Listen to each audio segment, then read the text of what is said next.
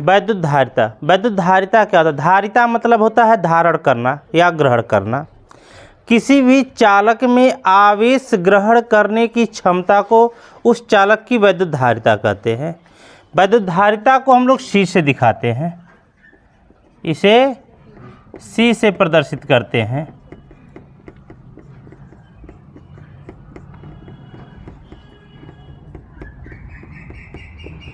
किसी चालक को जब हम आवेश देते हैं तो उसके विभव में वृद्धि होती है। किसी चालक को आवेश देने पर, किसी चालक को आवेश देने पर विभव में वृद्धि होती है। किसी चालक को आवेश देने पर विभव में वृद्धि होती है यदि किसी चालक को, यदि किसी चालक को Q आवेश देने पर, Q आवेश देने पर उसके विभव में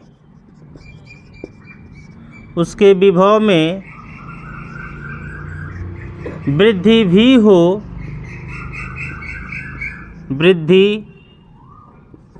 भी हो, तब भाई देखो, अगर कोई चालक है उसे हम आवेश दे रहे हैं, तो जब हम किसी चालक को आवेशित करेंगे तो उसके विभव में वृद्धि होगी। जितना ज़्यादा हम आवेश देंगे उतना ज़्यादा इसके विभव में वृद्धि होगी। अर्थात जो आवेश होगा या जो विभव होगा वह आवेश के समानुपाती होगा। क्यों समानुपाती? भी का समानुपाती का चिन्ह हटाएंगे तो यहाँ लिख देंगे Q बराबर CV का, जहाँ C क्या है? जहाँ C एक नियतांक है, जहाँ C एक नियतांक है जिसे वैद्युत धारिता कहते हैं, जिसे वैद्युत धारिता कहते हैं। लो बच्चा, अब यहाँ से वैद्युत धारिता की एक परिभाषा और हम दे सकते हैं। अभी हमने यहाँ बताया वैद्युत धारिता की परिभाषा क्या होती है? किसी भी चालक में आवेश ग्रहण करने की जो क्षमता होती है उसे उस चालक की वैद्युत धारिता कहते हैं। अब यहाँ से अगर हमें परिभाषित करना हो तो C बराबर क्या हो जाएगा? Q/V। यदि किसी चालक को Q आवेश देने पर उसके विभव में वृद्धि भी हो तो आवेश और विभव वृद्धि के अनुपात को उस चालक की वैद्युत धारिता कहते हैं। कह सकते हैं नहीं यहाँ से। अब हम इसके मात्रक की बात करें, मात्रक क्या होता है इसका? यहाँ तुम्हें लिखना पड़ेगा इस बात को। क्या लिखोगे? यदि किसी चालक को Q आवेश देने पर उसके विभव में वृद्धि भी हो तो आवेश और विभव के अनुपात को उस चालक की वैद्युत धारिता कहते हैं। मात्रक यहाँ से निकालेंगे तो एक मात्रक तो हम इसका फॉर्मूले की सहायता से निकालेंगे, C बराबर Q/V से। Q क्या है? आवेश का मात्रक क्या होता है? कूलम। और V क्या है? विभवांतर का मात्रक होता है वोल्ट। तो एक मात्रक इसका मिल गया कूलम प्रति वोल्ट, और दूसरा मात्रक किसका एक होता है? फैरड। इसका एक और मात्रक फैरड होता है। अब इसको फैरड को छोटा बड़ा हम कर सकते हैं। 1 माइक्रो फैरड बराबर 10⁻⁻6 फैरड का, 1 माइक्रो फैरड बराबर 10⁻⁻6 फैरड का, 1 माइक्रो फैरड बराबर 10⁻12 फैरड का, 1 पिको फैरड बराबर 10⁻12 फैरड का। ये इसके क्या होगा जी? मात्रक हो गए। अगर हम इसके विमा की बात करें, वैद्युत धारिता की विमा क्या होगी? फॉर्मूला होता है आपके पास C बराबर Q/V का। अगर V का विभवांतर का विमा आपको याद है तो रख दीजिए, अगर नहीं याद है तो आपको पता है V बराबर W/Q। V बराबर W/Q। अगर हम यहाँ पुटअप करें इस बात को तो Q/W/Q, Q ऊपर चला जाएगा तो तुमको मिल जाएगा C बराबर Q²/W। Q की विमा क्या होती है? AT का स्क्वायर बटे W कार्य, कार्य या ऊर्जा का मात्रक ml² T/-2 होता है, ml² T/-2। तो हम इसको लिख सकते हैं a² T² बटे ml² T/-2। ऊपर लेके चलो इसको, तो क्या हो जाएगा m/-1 l/-2 T/-2, ऊपर जाएगा +2 हो जाएगा T⁴ a²। अगर हम इसका विमीय मात्रक लिखना चाहें तो क्या लिख देंगे, C का विमीय मात्रक। बताओ भाई क्या हो जाएगा, किग्रा m/-2 s/4 एम्पियर²। ये इसका हो जाएगा विमीय मात्रक।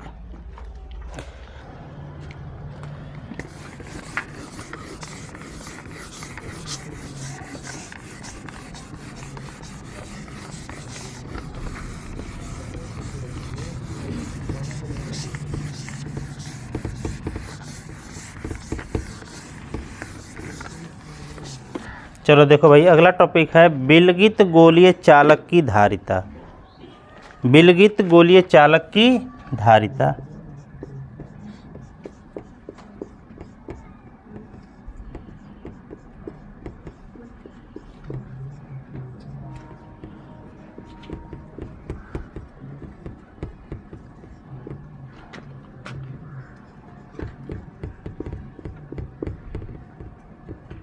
देखो भाई, यहाँ जो हमारे पास चालक है वो गोली है। विलगित मतलब जानते हो क्या होता है, अकेला, बिल्कुल अकेला, उसके आसपास कोई और ना हो, कोई और चालक ना हो, तो उसे हम कहेंगे विलगित गोलीय चालक। तो विलगित गोलीय चालक देख लो, अगर तुम्हारे पास कोई गोलीय चालक हो और विलगित हो, अकेला हो, इसके अगल बगल कोई और चालक नहीं है, इसकी त्रिज्या a है, इस विलगित गोलीय चालक की त्रिज्या a है और इसे हमने +q आवेश दिया हुआ है। जब हम इस विलगित गोलीय चालक को +q आवेश देंगे तो यह आवेश इस चालक के पृष्ठ पर एक समान रूप से वितरित होगा। इस चालक के पृष्ठ पर एक समान रूप से वितरित होगा। अच्छा, जब ये आवेश इस चालक के पृष्ठ पर एक समान रूप से वितरित होगा तो यहाँ से निकलने वाली वैद्युत बल रेखाएं इस पृष्ठ के प्रत्येक बिंदु पर, इस पृष्ठ के प्रत्येक बिंदु पर पृष्ठ के लंबवत होंगी कि नहीं होंगी। अगर इस पॉइंट पर हम कहें वैद्युत बल रेखाओं का दिशा तो यह होगा। अगर हम इस पॉइंट पर बात करें तो यहाँ से यह होगा। अगर हम इस पॉइंट पे बात करें, इसके लंबवत होगा। इस पॉइंट पे निकालें हम तो इसके लंबवत होगा। प्रत्येक बिंदु पर उसके लंबवत ही होगा।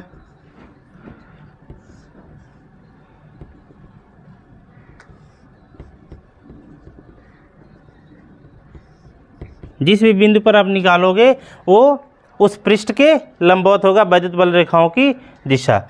अगर हम इसके पृष्ठ पर विभव निकालें, गोलीय चालक के पृष्ठ पर विभव, गोलीय चालक के पृष्ठ पर विभव, गोलीय चालक के पृष्ठ पर विभव V बराबर क्या हो जाएगा, 1/4πε0 इंटू Q/A। V बराबर 1/4πε0 इंटू Q/A। यह हम तब के लिए विभव निकाल रहे हैं जब यह हमारा विलगित गोलीय चालक वायु या निर्वात में है, तब के लिए इसका विभव, इसके पृष्ठ पर जो विभव निकल गया 1/4πε0 इंटू Q/A। ये जो विभव होगा इस पृष्ठ के प्रत्येक बिंदु पर एक समान रूप से होगा, क्योंकि प्रत्येक बिंदु पर आवेश का वैल्यू एक समान है और केंद्र से इसकी दूरी भी एक समान होगी, तो पृष्ठ के प्रत्येक बिंदु पर जो विभव निकलेगा वह एक समान निकलेगा। यदि गोलीय चालक की धारिता C हो, यदि गोलीय चालक की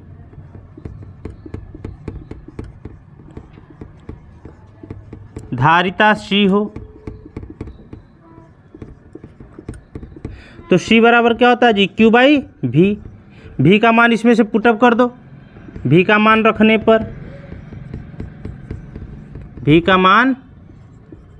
पर जब हम यहाँ से V का मान रखेंगे तो Q बटा 1/4 pi epsilon not into Q by A। Q से Q कैंसिल हो जाएगा तो C बराबर मिल गया 4 pi epsilon not into A। इसको बना दो इक्वेशन नंबर फर्स्ट।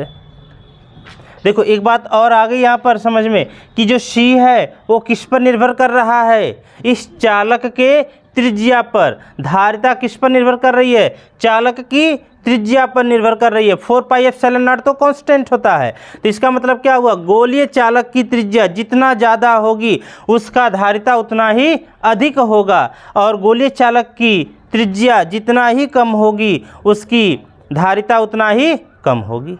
बात समझ में आया कि नहीं है। ये तो हमने निकाल लिया धारिता कहाँ के लिए, वायु या निर्वात के लिए। अगर जो ये विलगित गोलीय चालक किसी के परावैद्युतांक वाले माध्यम में हो, यदि गोलीय चालक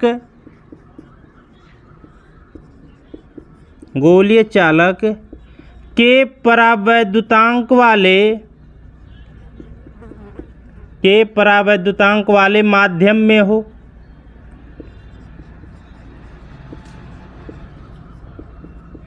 तब इसकी धारिता C के बराबर हो जाएगा 4 pi epsilon not K into A। Equation number 2।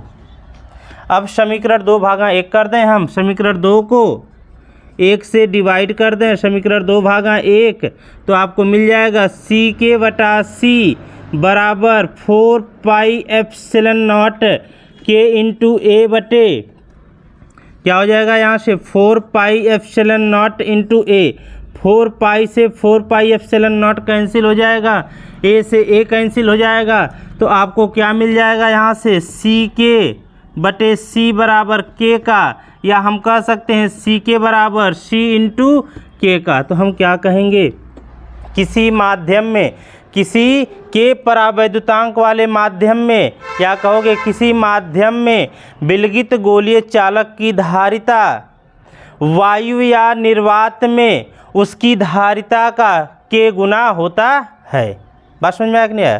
क्या कहोगे, फिर से देखो, किसी माध्यम में विलगित गोलीय चालक की धारिता वायु या निर्वात में उसकी धारिता का K गुना होता है।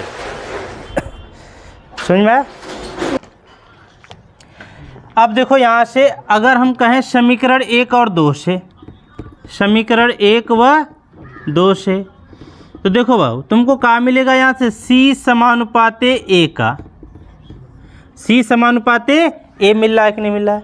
अगर C समानुपाते A है, इसका मतलब क्या हुआ, किसी भी चालक की या गोलीय चालक की धारिता, गोलीय चालक की धारिता उसके त्रिज्या के समानुपाती होता है। मतलब क्या हुआ, अगर त्रिज्या अधिक होगा तो उसकी धारिता अधिक होगी, अगर त्रिज्या कम होगा तो उसकी धारिता कम होगी। अगर एक विलगित गोलीय चालक ले लिए हम जिसकी त्रिज्या 2 सेंटीमीटर है, एक विलगित गोलीय चालक ले लिए जिसकी त्रिज्या 3 सेंटीमीटर है, तो धारिता किसकी ज़्यादा होगी, 3 सेंटीमीटर विलगित गोलीय चालक की धारिता अधिक होगी और 2 सेंटीमीटर वाले की कम होगी। जिसकी त्रिज्या ज़्यादा उसकी धारिता अधिक होगी। पहला बात यह हो गया। दूसरा बात देखो बच्चा, यहाँ से हम C बराबर तुमने क्या लिखा है 4 pi epsilon not into A। अगर हम एप्सिलॉन नॉट निर्वात की विद्युतशीलता बराबर निकालें यहाँ से, तो एप्सिलॉन नॉट बराबर क्या हो जाएगा C बटे 4 पाई इंटू A। अगर हम एप्सिलॉन नॉट का मात्रक यहाँ से निकालना, C क्या है, धारिता, धारिता का मात्रक क्या होता है, फैराड, धारिता का मात्रक फैराड। 4 पाई कांस्टेंट है, इसका तो कोई मात्रक नहीं होगा। ए क्या है, त्रिज्या, त्रिज्या का मात्रक क्या होता है, मीटर। तो यहाँ से आपको मिल गया एप्सिलॉन नॉट का एक मात्रक फैराड प्रति मीटर, फैरेड प्रति मीटर। एक मात्रक आप और जानते हो एप्सिलॉन नॉट का, कौन सा? कूलाम स्क्वायर प्रति न्यूटन मीटर स्क्वायर। तो तुमको पता चल गया एप्सिलॉन नॉट का दो मात्रक, एक फैरेड प्रति मीटर और एक कूलाम स्क्वायर प्रति न्यूटन मीटर स्क्वायर। एक बात और सुन लो, अगर हम किसी चालक को धन आवेश देंगे तो उसके विभव में वृद्धि होगी, अगर हम ऋण आवेश देंगे तो उसके विभव में कमी होगी। इसका अगला टॉपिक देखते हैं, आवेशित चालक की स्थितिज ऊर्जा क्या होती है।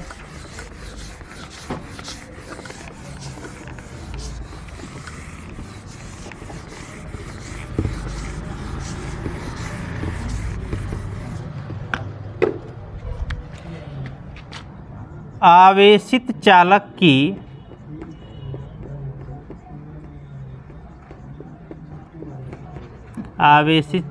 की स्थितिज ऊर्जा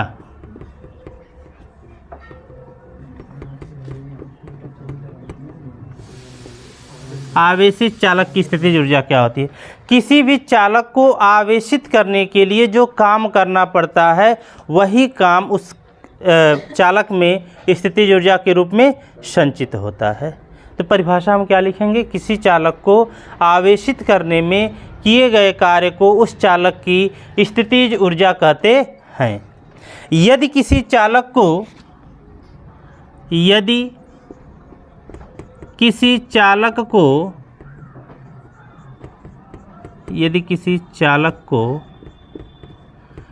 dq आवेश से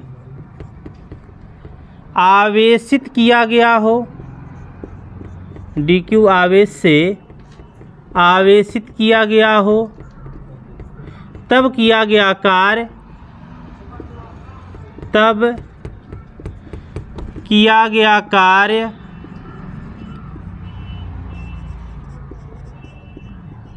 dw बराबर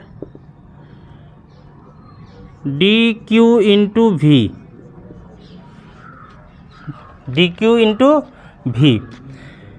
चालक को q आवेश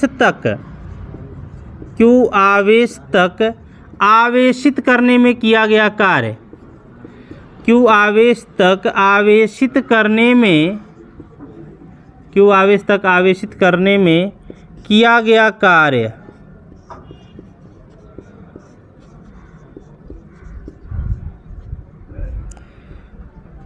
तो dw बराबर dq इंटू v।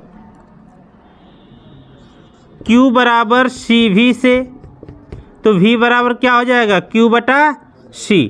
तो v के जगह पर हम क्या रख देंगे? q बटा c रख देंगे। तो हमको क्या मिल जाएगा? यहाँ से इसका समाकलन करोगे w हो जाएगा 0 से q तक समाकलन करना है dq। अब v के जगह पर रख दोगे q बाई c का समाकलन होगा नहीं, q के सापेक्ष हम इसका समाकलन कर रहे हैं तो c कांस्टेंट होगा, इसको बाहर कर लेंगे तो 1 बटा c और ये समाकलन करेंगे 0 से q तक q dq का। जब हम इसका समाकलन करेंगे तो भाई देखो समाकलन क्या होगा, अगर हम x dx का समाकलन करते हैं तो x के पावर n+1 बटे n+1 इसका समाकलन आता है। तो यहाँ से इसका क्या हो जाएगा जी? w बराबर 1 बटे c का ये हो जाएगा 0 से q तक, इसका समाकलन हो जाएगा q स्क्वायर, इसका समाकलन हो जाएगा q स्क्वायर बटे 2 का 0 से q तक। 2 बाहर कर लो यहाँ से, तो w बराबर 1 बटा 2c, यह हो जाएगा q स्क्वायर 0 से q तक। q का मान एक बार q रखेंगे और एक बार 0 रखेंगे तो w बराबर हमको क्या मिल जाएगा? 1 बटे 2c q स्क्वायर माइनस 0 का। तो यहाँ से मिल जाएगा w बराबर 1 बटा 2 q स्क्वायर बटे c का। और यही जो किया गया कार्य होगा, यही किया गया कार्य चालक में स्थितिज ऊर्जा के रूप में स्थितिज ऊर्जा के रूप में संचित होगा।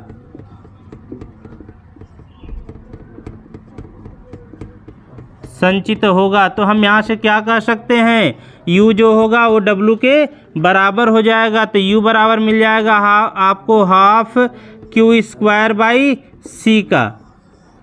आप ये भी जानते हो Q बराबर क्या होता है, CV।